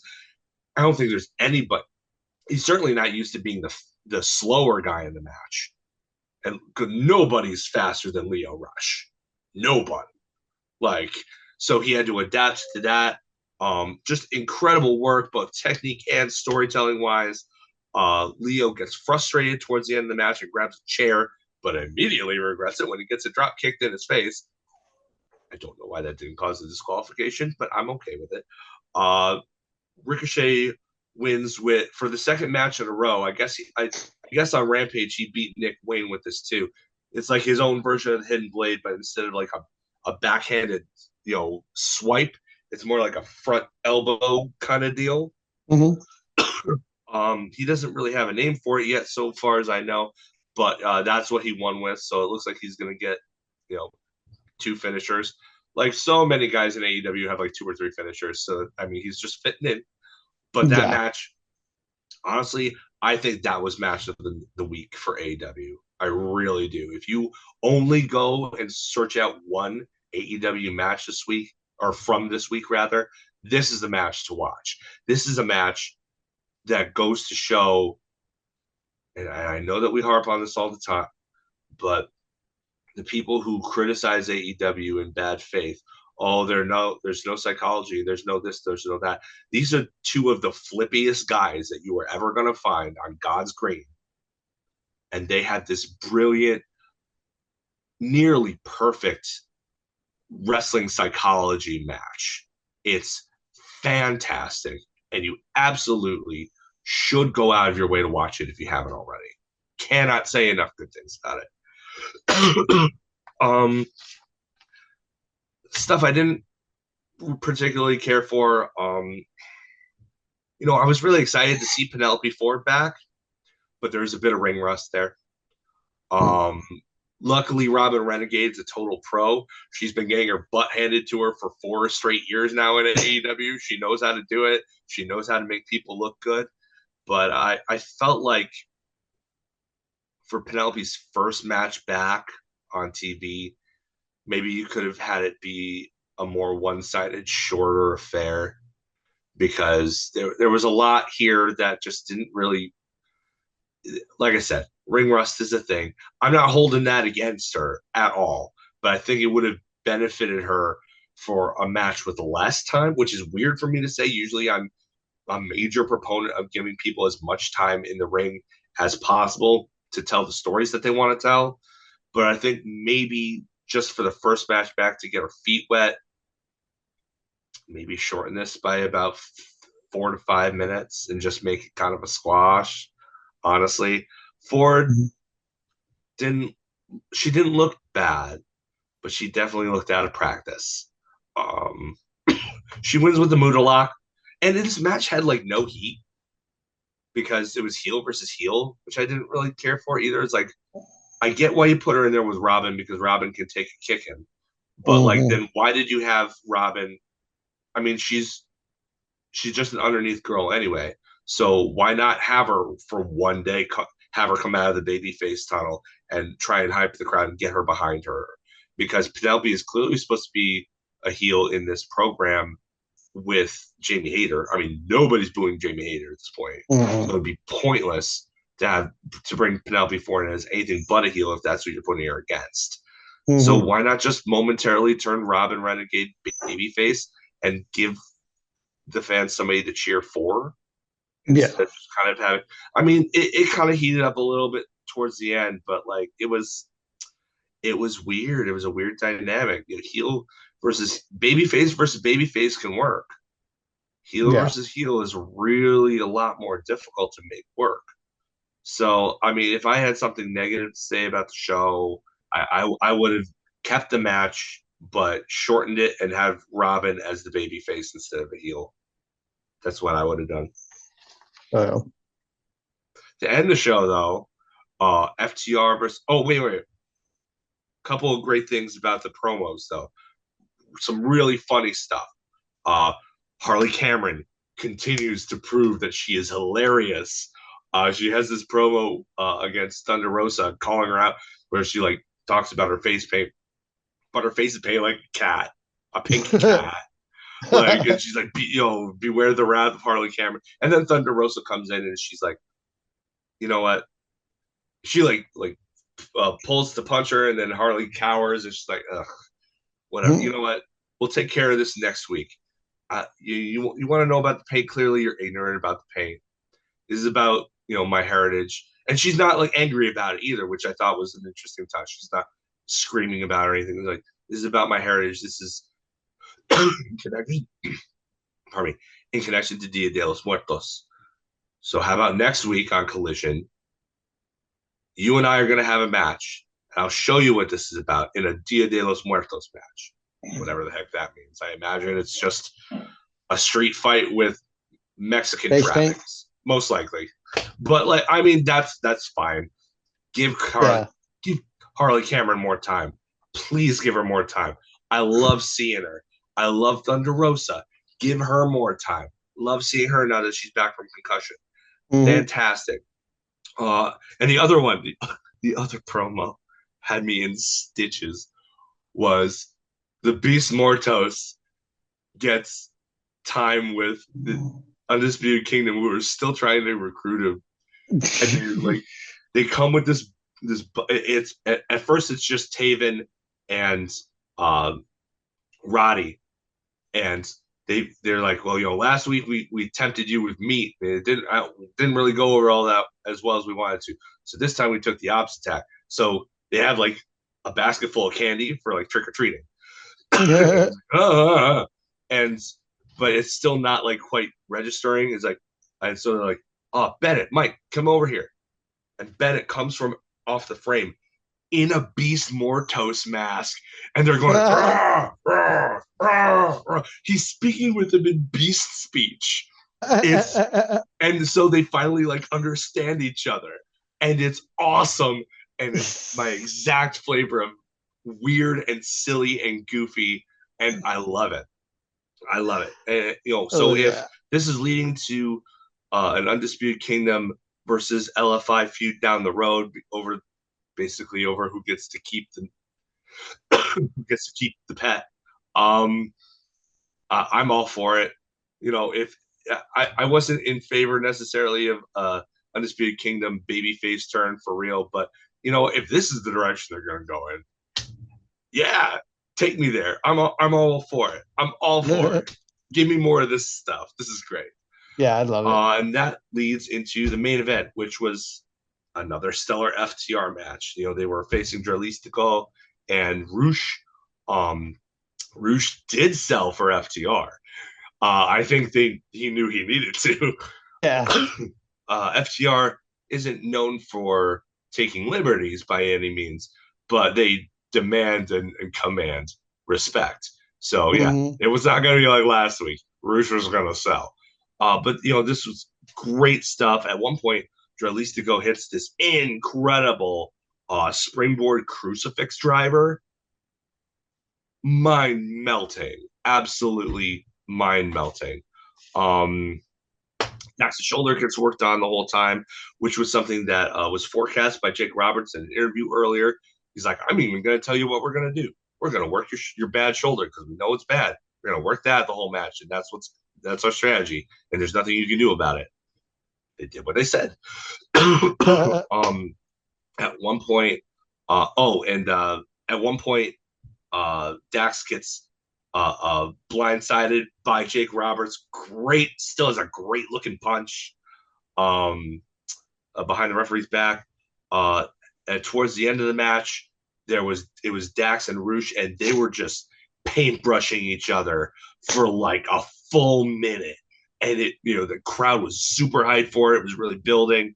It was freaking great. Uh, I really thought LFI was going to take it because they're the newly reformed team, I guess. But no, Dralisco takes the Shatter Machine for the pin. But um, Mortos attacks afterwards, and then the Outrunners make the save, and they clear the ring of the bad guys, and then they do the Predator pose to end the show. Honestly, Collision continues in my estimation. Like, if you're more into the story aspect, Dynamite's your show, and if you're more into the wrestling aspect, Collision's probably your show a little bit more. Hmm. Collision was great, pretty much top to bottom. With the like I said, the that match, the two women's matches really like the Viva Van and um Anna Jay match was it was Anna Jay. Somebody in the front row had a sign that echoed my sentiments. It said Anna Jay has not improved. Um, uh, she seems like, oh, and it annoyed me. They called her Gory Bomb finish the Widow's Peak, and I'm like, no, No. no, Corey no. Bomb. The Widow's Peak is set up like a Gory Bomb, but it's a neck breaker, a Hangman's neck breaker instead of a flat face bump. That's a Gory Bomb. Bling. Don't Victoria don't has you entered the chat. Yeah, don't disrespect my girl Vicky like that. Nah, don't. Um, but yeah, like if unfortunately the women's side of things on Collision was a little bit on the weaker side. It probably wasn't really their fault, but like it was just disappointing. You know, Viva Van, Yeah. was highly touted too, and she was like, oh, she wrestled in Arena Mexico literally last night. She was been making strides in New Japan, and I'm like, oh, okay. I haven't seen much of Viva Van, and it just felt like they were wrestling in slow motion. Hmm. You know, Yeah. I was like, huh. Like maybe this. I mean, I can't believe I'm saying this because I remember during the days of give divas a chance. I was a loud proponent of giving the women in WWE more time because you ain't going to get better if you only allowed to have 2-minute matches. But Mm-hmm. like these two matches didn't need the time that they got because what we got wasn't anything special. No. I hate saying that, you know, but I don't know. Like I feel like they had the opposite problem though. I think Penelope Ford and Robin Renegade needed less time, and I think Anna Jay and Viva Van need to pick up the pace. Yeah. Like the time they had was necessary. Anna Jay is being put into a world title contention. She needs to be shown to be capable in longer matches. That's fine. Pacing was the issue there. Yeah. So I agree. sorry, ladies. You know I'm a big fan of y'all, but I just wasn't hitting this week. I'm sorry. Sorry, don't hate me. It happens. People have off weeks. Yeah, every heaven knows I have off weeks. Right? I'm coming off an off week. Yeah. Same. You can still hear the vestiges of it. Right. But yeah, that was the week, guys. All right. It's gonna cut me off. So flippity floppity flu. Ooh. And all right, it's time for us to call it in the ring like the bets. So Adam, explain our call it in the ring this week. Okay, so I originally had an idea uh, that was far meaner than this, and that's why I decided to scrap it because I didn't want that to be what our podcast was about. But I decided to take some inspiration from my dad. Is a big comic book collector. He has collected comic books his entire life. I grew up on the comics, not even of the comics of my era, the ones that were current when I was growing up. I grew up on my dad's comic collection from mostly the 70s and 80s. And that's how I learned to draw a little bit. That's how that's how I know a little bit about comics. And,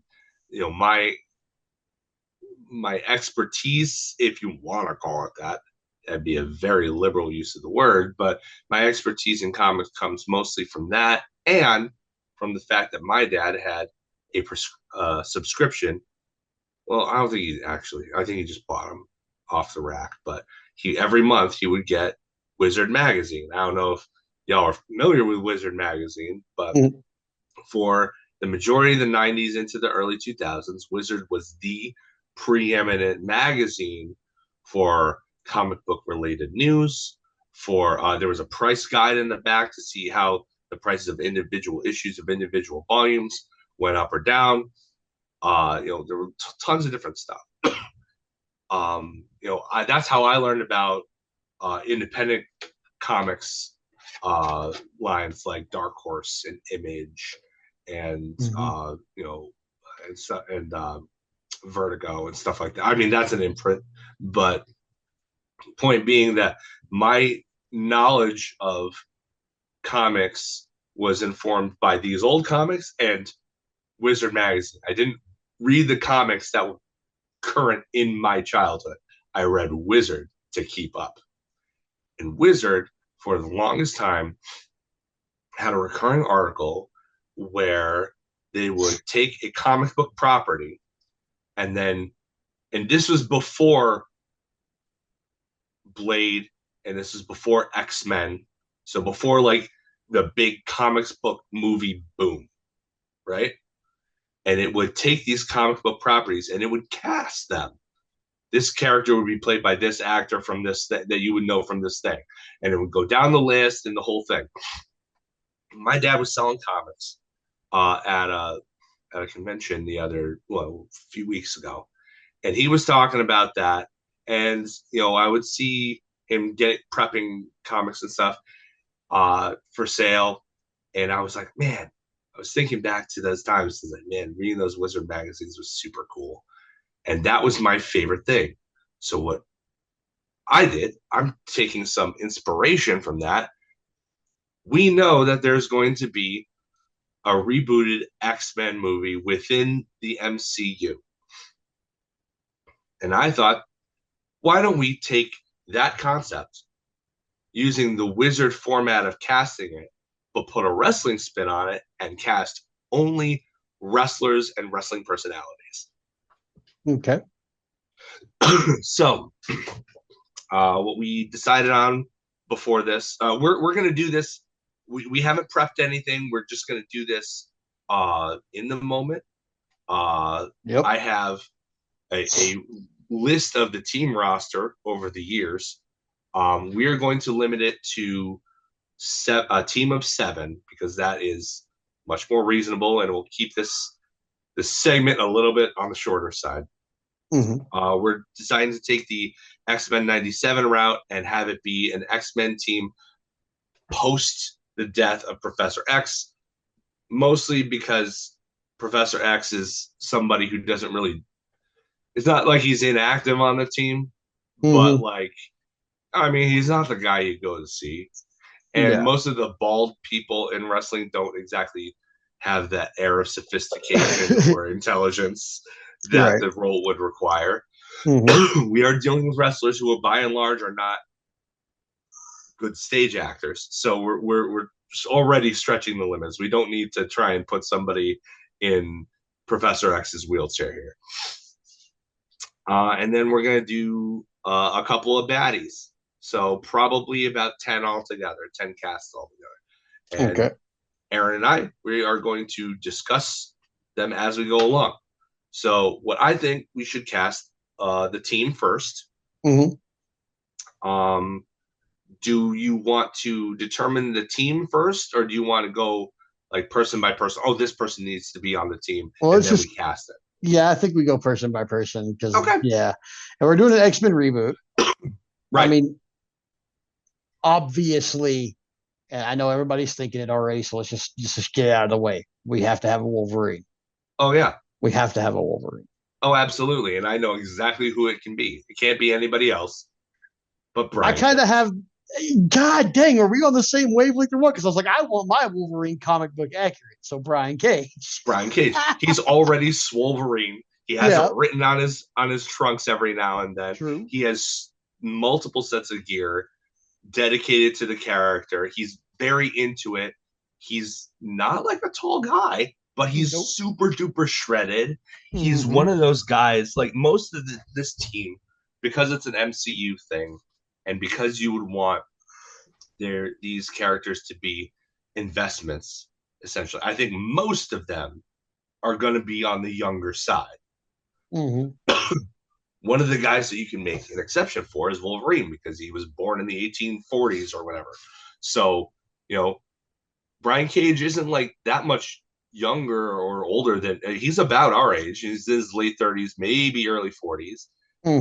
But he already looks kind of grizzled. And that works for him. I mean, and he would obviously want to be Wolverine more than literally anybody else in wrestling that you could cast. So just give it to him. Yeah. To me, that's the easiest one to cast. Yeah. Low hanging fruit right there. Right absolutely. Out of the way. Wolverine is absolutely the machine, Brian Cage. Congratulations. You're cast. You're the first one. Go. You are our only choice. Right. So, I feel like probably the other 2 people you need on the team, or 3 people that you need on the team, are Cyclops, Jean Grey, and Storm. Okay. Those are probably the other 3 people you need on the team. And the other 3 can be variable. And in fact, I'd like, if we could, to cast characters that maybe not haven't been there, but weren't featured in the other movies. Give some more opportunities to people for different kinds of stuff. Okay. But let's get the core out of the way first. All right. Who do you think should be Cyclops? Because I have somebody in mind. I do too. I actually have a pair. I want to hear your take. I actually have a Jean Grey and Cyclops pair in mind. Ooh. Okay. and All it's right. Johnny Gargano and Candice LeRae. Mm.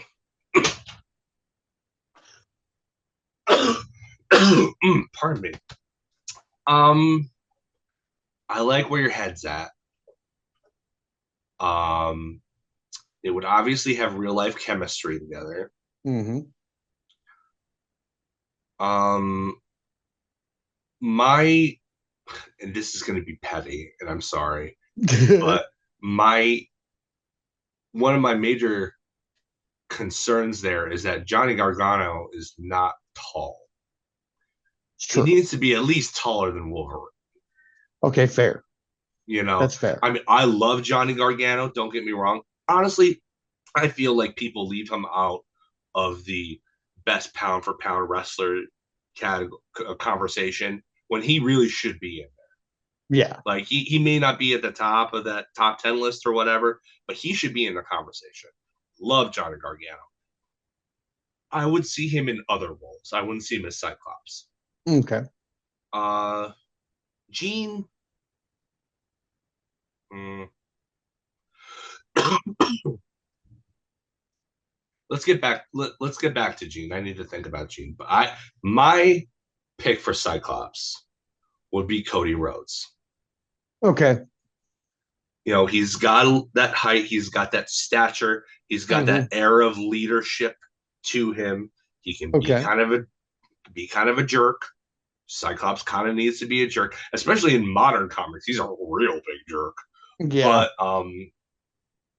But I that would be my I think that's my pick for Cyclops. I think Cody Rhodes would nail it. Oh yeah. Absolutely. Yeah. As I like far that. as Gene goes, considering who I want to be associated on the bad guy side of this movie, you want somebody with range. Because one of the bad guys that I want in this movie is the Goblin Queen. Okay. So you would need to have somebody who can be both Jean Grey and her clone Madeline Pryor. Okay. So when I think of range, honestly, I think of, and you're probably gonna turn up a people's eyebrow for this, but honestly, I think Becky Lynch. She can Okay. do an American accent. She's done it in movies before. Mm-hmm. And if you like, we're reading. I haven't finished it, but I'm listening to the audio version of her biography, and Mm-hmm. whenever she imitates like Seth Rollins' American accent or whatever, it's believable. Uh, and hell, she could even adopt the Scottish the Irish accent rather, as Madeline Pryor. You know, just to Yeah. differentiate them. And she's redhead already. Like that already works. We already That know she looks helps. good with red hair. Yeah. I would like to see Becky Lynch in that personally, Okay. but I don't want to dominate this. No, If no, you want no. to do I like somebody those else too, choices. I like if those you want, choices. And it's all mostly right, because, and I'm not going to fight them too much because it's mostly because I have somebody in mind for Storm that I will fight. I will fight about if if it comes to it. bet I know So who it is. I bet you do. I I bet bet you I know who it do is. because I bet you have I the same answer. I don't, but my reasoning for it is petty. Hmm. My reasoning for it is petty. You go first and confirm that I know who you're talking about. I mean, it can't be anybody else but Jade Cargill. See, It and has to be Jade Cargill. I want to be clear here. She is a fantastic choice. She is an absolutely fantastic choice. Um, I mean, she's done several Storm cosplays in wrestling already. She Mm-hmm. already wears her hair white. Yep. Like, I totally get it. The only, I'm not gonna, obviously, there's no overriding here. What I would like to put out, though, for consideration, Queen Aminata. Okay. Simply because, and like I said, this is going to be super petty, but she already has an accent. Mm. She's from Guinea. She's not from Kenya, but I think the average American, myself included, is ignorant to what the differences in African countries' accents are. And Mm-hmm. if anything sounds vaguely African, it's going to be like, oh, I buy that. Yeah. And you won't have to make Jade Cargill put on an accent for that. Then again, Halle Berry dropped the accent by the beginning of the second movie. So like, and nobody like said anything. Nobody No. had that Kofi Kingston moment. Like, did you have an accent 2 years Yeah. ago? I mean, Exactly. I would put forth for consideration Queen Aminata, who is also a statuesque woman. You Mm-hmm. know, uh, but yeah, I mean, ultimately, it kind of has to be Jade, right? Yeah. It Yeah. kind I of has mean, to it be kind of Jade, has right? to be Jade. I mean, she's already there. She She's portrays the already there. character. She wants it. She wants to be Storm like Brian Cage wants to be Wolverine. Yeah. How are you going to deny her that? Mm-hmm. You know, and just get her a dialects coach. That's all. Yeah. That'll work. They're a dime a dozen in Hollywood anyway. That's fine. Yeah, they are everywhere. Okay, Oh, so we've got so our core. yeah. So I'm going to for the last three members of the team. I want you to put forth a character first. I want you Mm. to suggest a character, and then we can do that. And then I'll do one, and then we'll both kind of consensus on this up. Okay. Um. All I'll ask is that it's not Magneto. Oh yeah, no I've had it. Magneto. I've had No. enough. Sorry, guys. I know Magneto's got a big fans. Magneto was right and all that stuff. Blah blah blah blah. I've had enough of Magneto. He's in every single movie. Can we just give it a rest for one X-Men film? Like, Yeah. please. Yeah. He's a fantastic character. He's one of the best comic book characters of all time. He does not need to be in this. Give some other characters a chance, okay? Mm-hmm. Um. Let's see here. You know, trying to think about somebody who hasn't had a lot of screen time, but is a X-Men character that I like. Mm, You know what you should do? You should do what I've done and bring up the Wikipedia page for X-Men and look at the team roster, and they have a bunch of names there. oh yeah, they do, don't they? They absolutely do. That'll be immensely helpful. Yes, it will. Yes, it will. I'm gonna look And it if up you here want to right edit that out in post, you can. I don't care. now. I might. I might not. It'll make us both look smarter. So, a lot of names here. Wow, there's a lot of X-Men. Yeah. Um, There are absolutely a ton of X-Men. And some of them are great and some of them are not. yeah, some of them are not. Yeah, Um, like let's go with. You know what? Let's go with somebody who's not had a fair turn on screen. How about Cable? okay. Well, I thought that he got a pretty fair shake in Deadpool too. I mean, the right person played him for sure. I just don't. I don't know. I like the cartoon version of him a lot better than the screen version. Mm. Um, but yeah, I'd go with Cable because it's either Cable or Jubilee, and I think Cable in this case. I think that that's a good choice though, because of who I have in mind for the baddie, the big baddie. So Mm-hmm. I think Yeah. that that's Cable's a great choice. Um, we might even think of making him. The good thing about that character is that you can have him be old grizzled Cable, Mm-hmm. or you could have him be young Nate Gray. Yeah. because it kind of works either way. Time Mm-hmm. traveler, you know, it doesn't really matter where you get him from in the timeline. It can work either Yeah. way. Right. Right. He can Um, be pretty much anybody. so let's see if we're going kind of old grizzled Cable. Man, ooh, that's tough. I like the challenge though.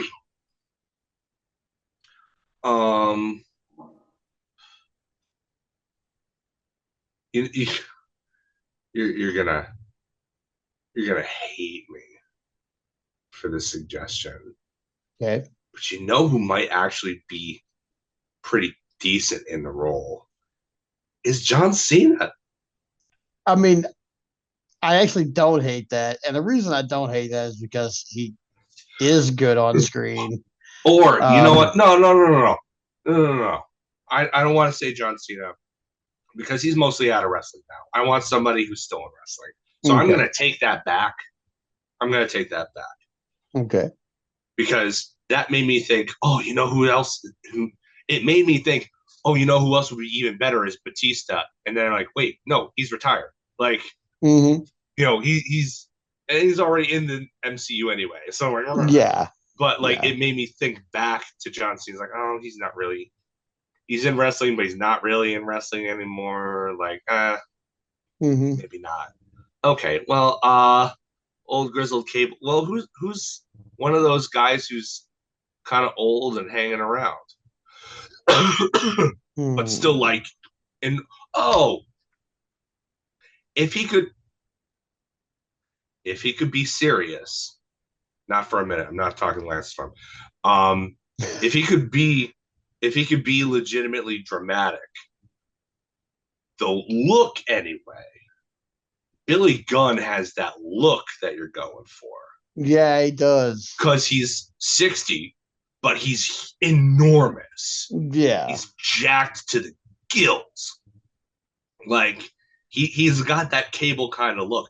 I don't know Mm. if I don't know if his acting would hold up, but like I mean I don't think you're gonna get a better, more accurate looking Cable than Billy Gunn at this stage in his life and career. I mean, as long as he's been doing the wrestling thing, I think he could probably hold up with the acting. I mean, I just don't think it's ever been called on him to be a dramatic character of any kind. But I think as long as he's adapted to, well, I mean, he hasn't really adapted. He's been the same character for like 20 years. But as far Yeah, as playing it, he's not like, hurting to play this. I mean, even at 60, we're like, oh, this guy's still kind of this young jackass. Um, but kind of. that's been kind of his character the whole time, but he's played it at 60. So I mean, I don't think it's a stretch to be like he could probably turn around, act a little bit more angry, and pull off a grizzled old Cable. Yeah, Yeah. I'd go with Billy Gunn. I can't think of anybody who has the body type at that age either. And you're gonna. I don't really want to age him, whoever it is. I just want him to be able to Yeah. be, and he's already there. He's got the look and everything. He just needs a good scar, and So, you know. okay, we're counting this as one character because it's the same character. What if we decided to go with the younger version of Nate Gray? Mm, A little bit more inexperienced, doesn't have the technovirus yet.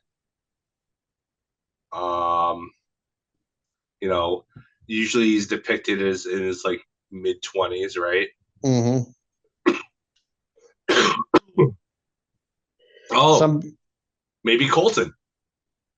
maybe Colton would Because work, that way, if you wanted to do like a time skip or something like that, you've got Colton Gunn aging into his father.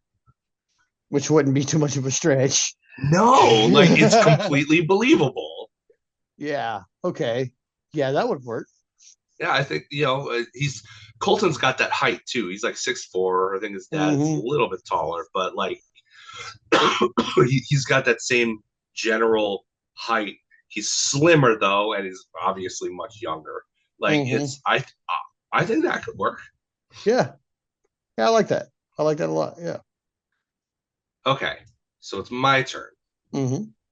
and given that the X-Men franchise has become kind of people kind of project their own struggles, or take the struggles of the X-Men for tolerance and equality and representation and stuff like that, and project their own troubles in society on them. They've been originally they were supposed to be analogous to the fight for civil rights for Black Mm-hmm. people. With Magneto being Malcolm X and Professor Xavier being MLK. Since then, pretty much any marginalized group that you can think of has seen themselves and their struggles in those of the X-Men. Mm-hmm. And so the X-Men is kind of this thing on its own that represents underrepresented and disadvantaged and a lot of times oppressed communities. So with that in mind, I want to put forth Thunderbird. Okay. And my idea is to have Nyla Rose play Thunderbird. Okay. Thunderbird in the comics is male, but guess what? We're doing whatever the hell we want. Fair. People do gender swapping all the time. Nyla Rose is Native American. She's a native beast. She looks legitimately tough. She looks like Mm-hmm. she would have like the powers of a Thunderbird. I Yeah. think I think that in as far as as far as representation, if you want to make that statement with the X-Men that people are already going to make, so why not lean into it? Mm-hmm. I think Native Americans and trans people, for that matter, are among the least represented people in film. Yeah. I think here's an opportunity to represent both of those demographics. Okay. Yeah, I mean, I agree with that. I mean, mostly because other than that, I mean, I can't really think of a whole lot of native wrestlers who are native and could fill that representation role. I mean, I know Yeah, there's a few, but I mean, mostly indie people come to mind who haven't been on TV yet. But yeah, if we're yeah, talking mainstream wrestling, yeah, Nyla would be the perfect choice for that. Because yeah, we could totally gender swap it. We do it all the time. We've done it with Thor already. yeah, It's coming for Captain America eventually. So yeah, um, yeah, we can start that off as a gender swap, so we don't have to change it later. yeah. I mean, I thought that would be, you know, thematic and appropriate. And I think that, honestly, I think Nyla would eat it up too. I Yeah, mean, Thunderbird, that character isn't necessarily known for being the comic relief of the group, but can you seriously not see Nyla as eating up all the scenery? Like, yeah. she would absolutely destroy. It would be great. Oh yeah, she's funny. She's naturally funny, so I think it would She's a work really well. fantastic Twitter follow. Oh yeah, she makes All me right, laugh every so day. we've got one more spot on the team. Mm-hmm. I think it should be a woman. Okay. What do you think? Who do you Hmm. think? Let's see here. Who do we got?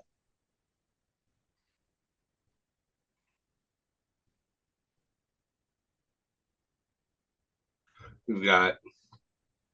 I mean, I would still say Kitty Pryde would be worth it because really, she was only really um, essential to the plot in one film. Mm-hmm. Um, Mystique's had her shot.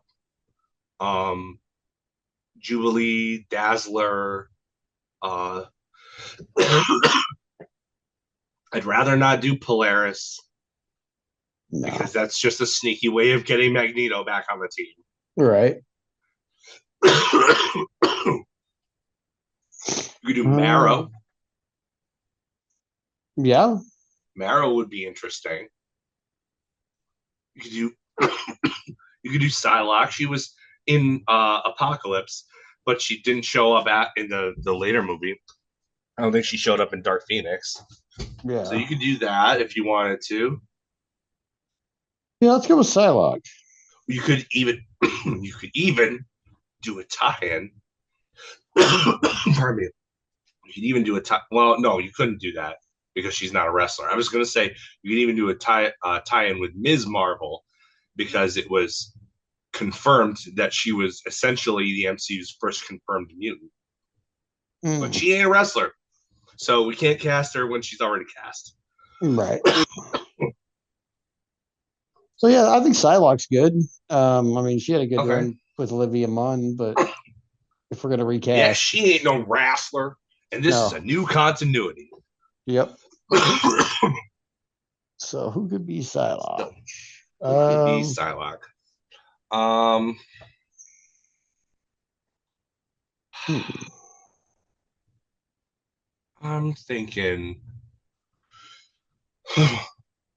I mean, I love Asuka. I love me some Asuka. But you know what? I think Io Sky has a better look for it with that long hair she's got. Yeah.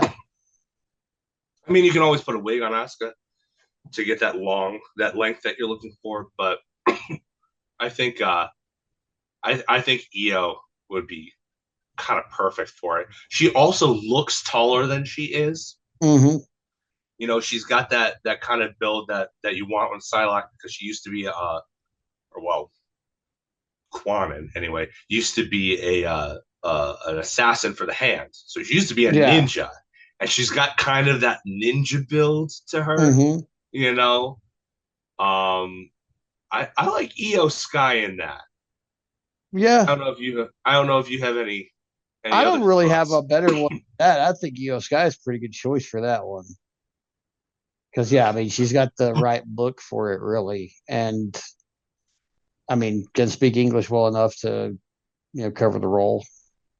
So yeah, I All would go. right, there's our team then, I guess. Yep. Now, like I said, one of one of the, the baddies would be the Goblin Queen in my scenario.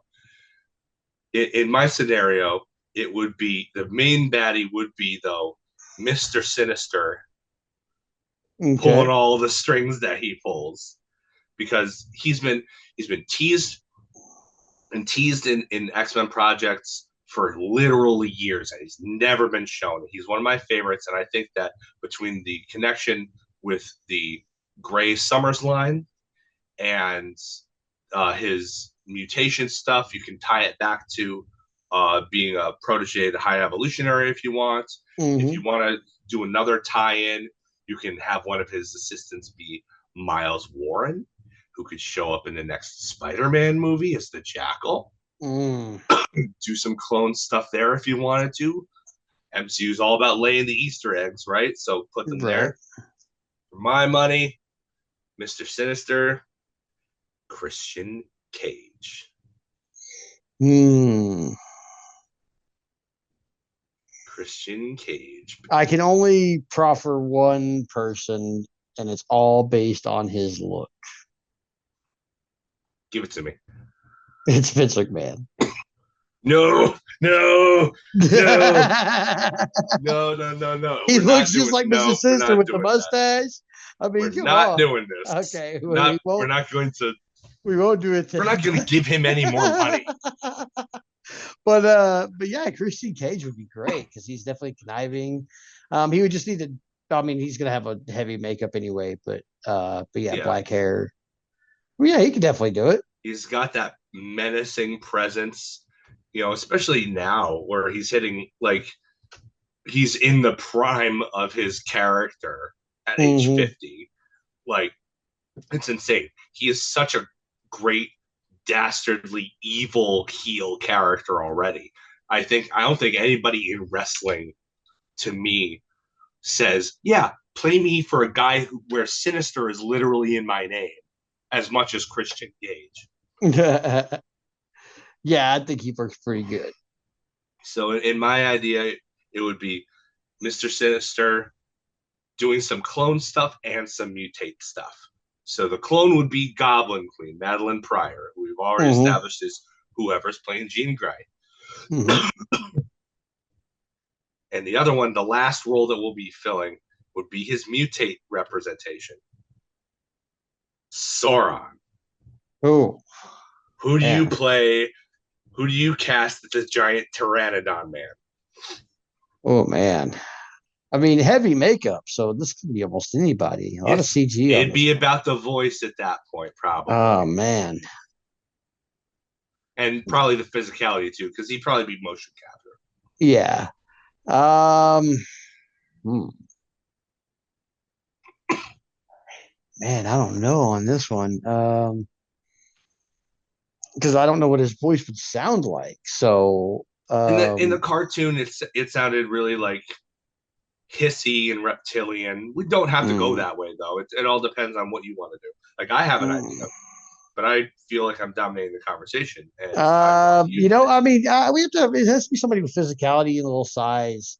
He's got to be able to mocap or carry that kind of Yeah, he weight. doesn't need to be a big guy if you're mocapping and CGIing over him. Yeah, So I as long as mean, they've got the physicality and the voice, physicality and I mean, somebody who talks like a snake and is very physical. Let's go with John Moxley.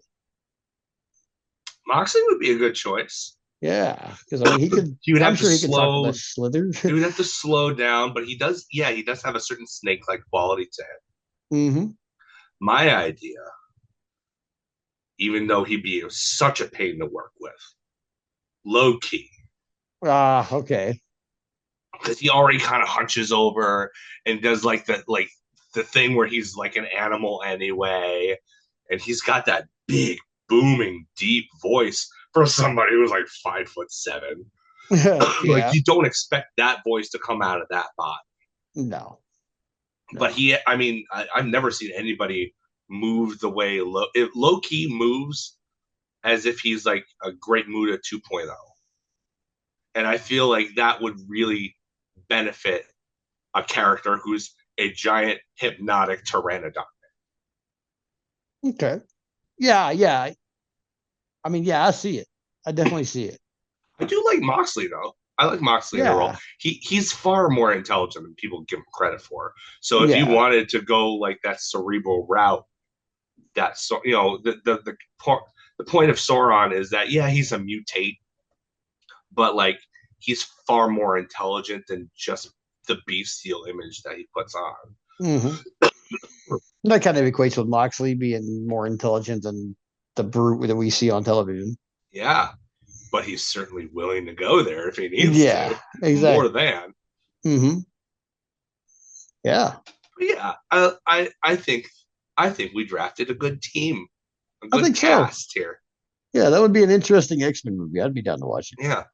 Hey, listeners, let us know what you think. If you had any other suggestions or criticisms, or I can't believe you didn't think of this person. Why didn't you know? Let us know. Let us know. Find us on Twitter. We would love to hear your feedback. Absolutely. We definitely would. Well, that is our time for the week. And this has been a little bit truncated version of the Smark Foundation podcast. But we will be back next week, right before Raw. As always, I'm Aaron, And I'm Adam. and you guys have a wonderful week. Goofy Wrestling Absolutely. for life. Goofy Wrestling for life. Shout out to Simon Miller, as usual. Shout out. Cheers, mate. Cheers.